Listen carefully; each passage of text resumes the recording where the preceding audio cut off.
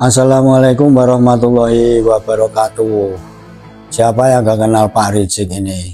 Semakin tua ternyata omongannya bukannya semakin mengademkan suasana, tetapi tambah tua koar-koarnya ini tambah luar biasa. Masih kita ingat dulu pernah menghina Gus Dur dengan buta mata dan buta hati. Dan dalam tempo waktu yang lain, Gus Dur mengatakan kalau FPI ini adalah organisasi bajingan. Siapa ketuanya? Ya Imam Jumbo Pak Rizik ini. Disebut imam besar, kata mukibinnya, atau orang-orang yang bersimpati kepada dirinya. Tetapi untuk kita ya, itu hanya sebagai seorang provokator omong besar dan mengandalkan nasab waktu kemarin-kemarin ini. Tapi setelah bergulirnya tesis Kiai Haji Madudin Al-Bantani, apalagi yang mau diandalkan oleh Pak Rizik ini.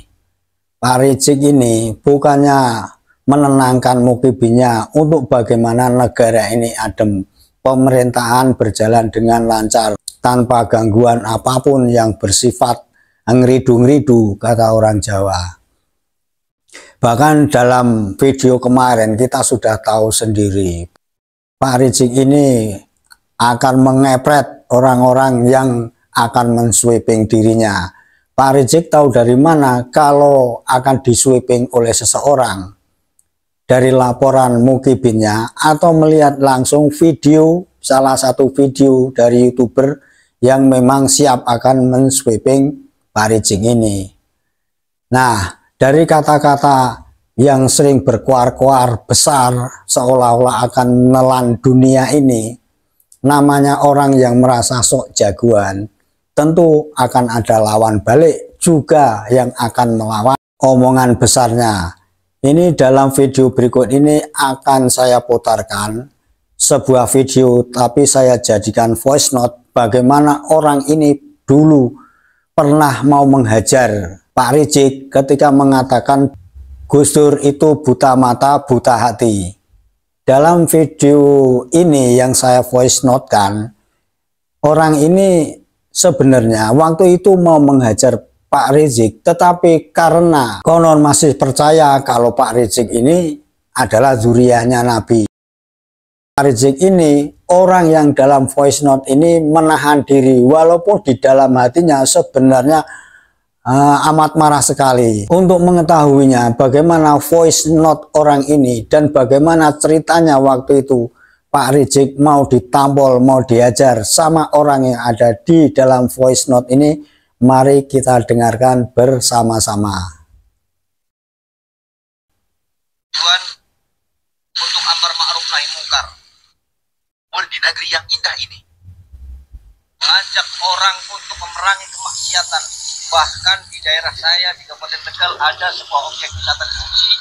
Anda mengajaknya untuk memberangus kemaksiatan apa saja yang ada di Suci. Saya salut ketika itu karena Anda mendirikan FPI dengan tujuan untuk amar ma'ruf nahi mungkar. FPI, Front Pembela Islam. Artinya ketika Anda membuat sebuah organisasi Front Pembela Islam, Anda telah menempatkan Islam sebagai agama yang kecil sehingga Anda perlu membelanya. Islam itu sudah besar, tak perlu Anda bela-bela, sudah besar. Betul. Nyatanya kemudian Front Pembela Islam itu dihancurkan, dibubarkan oleh pemerintah karena Allah Subhanahu wa Ta'ala tidak merestui Anda sesungguhnya. Habib Rizik, oke, saya panggil Habib saja sekarang. Rizik siap. Anda dulu dalam wawancara ingat nggak? Saya pikir Anda sudah lupa. Saya yakin itu sudah lupa karena Anda sama silsilahnya sendiri itu sudah lupa kan? Silsilahnya sendiri itu Anda sudah kacau begitu. Jadi saya yakin Anda sudah tidak ingat bahwa saya pernah mewawancarai Anda ketika saya. Ternyata silsilah dari Pak Rizik sendiri kacau. Itu bisa ditonton pada video yang lain. Anda boleh mencarinya. Jadi wartawan kriminal di tahun 2001 dulu. Ketika itu sebelum saya mewawancarai Anda berpesan kepada saya, tolong jangan bawa-bawa saya ke ranah politik. Tetapi begitu saya mulai wawancara, saya katakan siap, saya tidak akan bawa Anda ke masalah yang Anda inginkan. Nah, begitu saya tanya latar belakang Anda mendirikan FPI, Anda ceritakan, Anda jelaskan dengan berapi-api di tengah panitia yang mengerumuni Anda. Saya sendirian waktu itu sebagai seorang wartawan, tidak ada wartawan lainnya yang mewawancarai Anda. Dan Anda menjelaskan banyak hal tentang amar ma'ruf nahi mungkar, banyak hal tentang ketimpangan-ketimpangan yang ada di negara ini, berapi-api ketika menjelaskan apa yang Anda inginkan dan menjawab pertanyaan-pertanyaan saya. Banyak sekali. 1 jam kita pernah ngobrol, saya wawancarai Anda. Dan saya yakin sekali lagi, Anda sudah lupa itu semuanya. Karena sedemikian banyaknya pikiran-pikiran membohongi umat. Mohon maaf, saya tidak sedang menuduh Anda. Tetapi fakta yang berbicara, Anda sendiri banyak membuat pernyataan-pernyataan yang bertolak belakang antara satu dengan yang lainnya. Nah, sampai kemudian begitu Anda dibebaskan, sekarang aja udah bikin kalimat yang kayak begitu. Rasis itu, Beb. Itu rasis namanya. Anda bisa mendapatkan sanksi kembali karena dengan rasis mengajak orang untuk membunuh. Coba pikirkan itu kalimatnya. Ada pasukan berani mati, semua orang juga pasukan berani mati. Saya juga pasukan berani mati. Tanpa bergabung di pasukan manapun, semua manusia adalah pasukan berani mati. Kenapa? Kalau Allah sudah menghendaki mati, ya mau tidak mau tetap harus mati. Artinya kamu juga pasukan berani mati. Terus kenapa ente bilang membuat pasukan berani matiin? Itu kan rasis sudah. Rasis, benar-benar rasis. Nah, dulu ketika saya tanya tentang berbagai macam hal, saya masih ingat itu. Begitu saya bawa ke ranah politik, bertanya tentang tanggapan Anda terhadap Presiden Gus Dur setelah lengser waktu itu, ente bilang Gus Dur itu buta mata buta hati. Rasanya kalimat itu sebelum viral di media massa, sebelum media-media lainnya mempublikasikan, sebelum ceramah ente, sebelum ucapan ente buta mata buta hati, saya rasa bahwa ente mengatakan buta mata buta hati Gus Dur itu pertama kali di hadapan saya dan panitia Maulid Nabi waktu itu. Yang maulidnya justru menjadi sebuah acara doktrinasi dan membakar kebencian terhadap tempat-tempat yang diizinkan oleh pemerintah. Sekarang saya tantang Anda, silahkan datang ke rumah saya. Kalau Anda nggak terima dengan apa yang saya katakan ini. Wah, ini Pak Rizik, ini ditantang oleh orang ini. Semoga Pak Rizik mendengar. Boleh saja ente membuat pasukan berani matiin. Saya dimatiin dulu juga nggak apa-apa. Asalkan ente bisa menjawab pertantangan saya. Silakan Anda datang ke rumah saya di Buniwah Kerajaan, Kecamatan Bojong, Kabupaten Tegal. Saya wartawan kriminal. Ya, saya wartawan kriminal. Dengan catatan kalau Anda mau matiin saya, bawa dokumen-dokumen. 1, bawa hasil lab tes DNA ente. Kemudian bawa silsilah nasab ente yang ternyata kacau balau. Sudah saya jelentrehkan dalam satu video saya. Bahwa nasab ente kacau. Silsilah ente kacau. Tanggung amat. Cuma koar-koar bikin pasukan berani matiin. Coba buktikan bahwa ente bisa membuat takdir sendiri, mematikan orang-orang yang sedang mengkritisi tentang keabsahan nasab Pak Alawi. Kami, semua orang yang sedang mengkritisi tentang nasab Pak Alawi, bukan dengan kebencian. Saya tidak benci kepada ente, Beb. Saya tidak benci kepada siapapun, saya tidak benci kepada orang-orang Pak Alawi, saya tidak benci sama sekali. Dan saya jamin tidak ada orang yang sedang mengobarkan kebencian. Kita hanya ingin mengetahui keabsahannya. Karena selama ini kita dibodohi, dibohongi. Betul, kita cuma ingin keabsahannya. Bener enggak? Jangan sampai kita ini dibodohi terus-menerus. Yang kebodohan kita ini dimanfaatkan oleh klan-klan mereka untuk kepentingan tertentu. Katanya keturunan Rasul, ternyata bukan. Kita perlu jujur. Rizik Syihab, kalau ente mau matiin saya, silahkan datang kepada saya. Siapapun lagi mempersekusi saya, silahkan. Saya ada di Buniwah Kerajaan. Ini saya lagi ada di Sungai Kalikalong. Di Kalikalong, Desa Buniwah Kerajaan, Kecamatan Bojong, Kabupaten. Alamannya jelas, dicari bisa. Kalau berani memang sebaiknya ini didatangi, ditanya baik-baik apa omongan di dalam voice note ini, maksudnya apa, itu biar jelas, bukan untuk kita saling adu fisik. Menurut saya.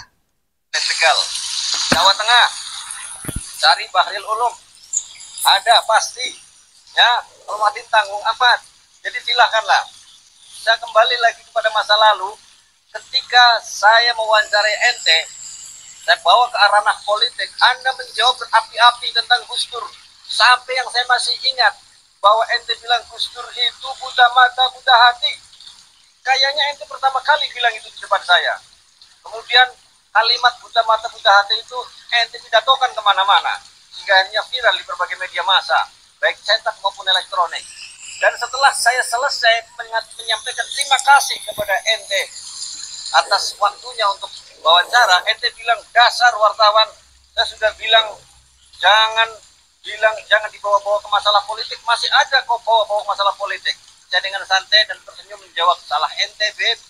Kenapa ente jawab? Harusnya tadi ketika saya bertanya soal politik, ente bilang aja no comment. Jadi saya nggak melanjutkan pertanyaan. Lah ente begitu ditanya satu kalimat, ente jawabannya 10.000 kalimat. Iya, banyak sekali pertanyaan yang kemudian muncul pikiran saya untuk saya ajukan, kan? Salah siapa? Kan bukan salah saya, salah ente yang menjawab. Sampai panjang lebar, sehingga akhirnya ada beberapa orang yang mengatakan kaget mendengar kalimat ente tentang Gus Dur itu. Sayangnya dulu ketika saya wawancara ente itu belum seperti sekarang ada medsos. Saya moto ente juga pakai masih pakai Kodak yang pakai klis itu dulu. Saya cari klisnya udah nggak ada. Jadi dokumentasi saya motonya udah nggak ada. Cuma memori saya masih mengingat. Saya pernah mewawancarai ente. Dan ente di situ di depan saya mengatakan Gus Dur itu bukan buta mata, buta hati. Jujur, ketika saya mendengarkan itu, hati saya itu berontak, tidak.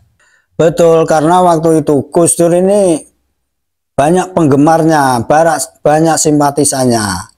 Bahkan sampai sekarang, kalau waktu itu mendengar ucapan yang seperti itu, mungkin nggak begitu lama.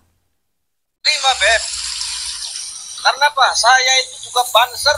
Saya anggota banser. Pengen rasanya waktu itu saya mukul ente, Beb. Beneran. Pengen rasanya saya pukul ente. Cuma sayangnya ketika itu, saya sebagai seorang banser, sebagai warga NU, betul-betul masih takdim. Ini yang ngomong Habib, keturunan Rasulullah.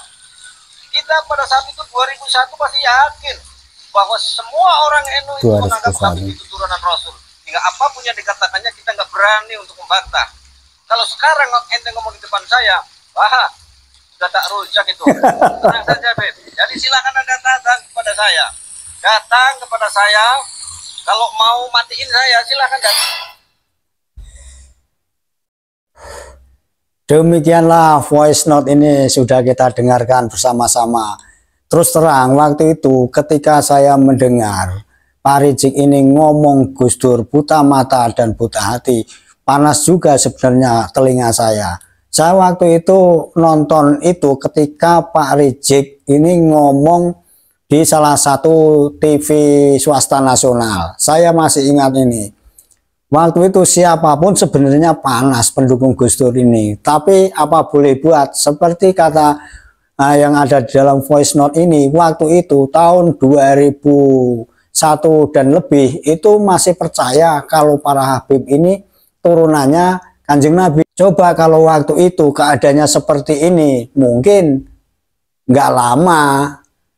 Oke, begitulah sedikit dari voice note yang kita tampilkan. Semoga kita tetap bersatu, jaga diri, jaga kantong, banyak uang, banyak rezeki, tetap selalu jaga Nusantara, tetap jaya. Assalamualaikum warahmatullahi wabarakatuh.